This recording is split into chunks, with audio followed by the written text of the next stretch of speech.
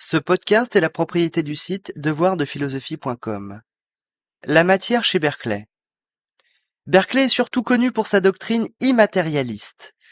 Mais pour comprendre cette thèse en apparence saugrenue, il faut revenir sur ce qui la fonde.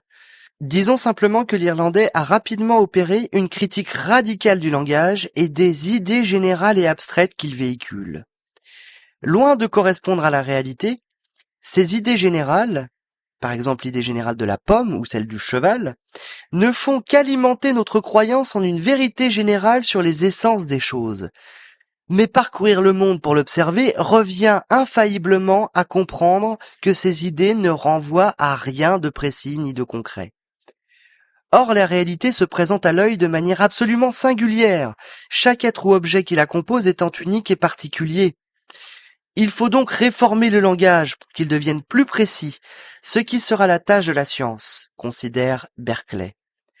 Ce nominalisme de Berkeley découle donc sur un immatérialisme. Cette doctrine est la négation de l'existence de la matière en tant que substance corporelle indépendante de nos perceptions et substrat de nos perceptions sensibles. Analysant le terme matière, Berkeley s'aperçoit même qu'il est vide de sens car contradictoire.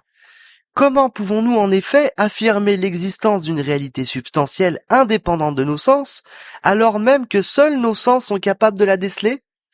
L'immatérialisme de Berkeley est donc la thèse selon laquelle la matière n'a d'autre existence que celle d'être perçue. Seuls les esprits et les idées par quoi ils communiquent existent, selon Berkeley.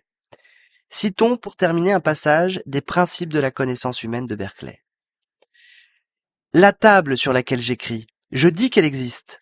C'est-à-dire, je la vois et je la touche. Si j'étais sorti de mon bureau, je dirais qu'elle existe. J'entendrais par ces mots que si j'étais dans mon bureau, je l'apercevrais ou qu'un autre esprit l'aperçoit actuellement. Il y avait une odeur, c'est-à-dire on odorait. Il y avait un son, c'est-à-dire on entendait. Une couleur ou une forme, on percevait par la vue ou le toucher. C'est tout ce que je peux entendre par ces expressions et les expressions analogues.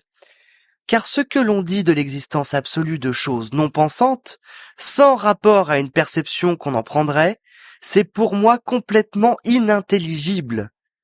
Leur existence, c'est d'être perçues. Il est impossible qu'elles aient une existence hors des intelligences ou choses pensantes qui les perçoivent.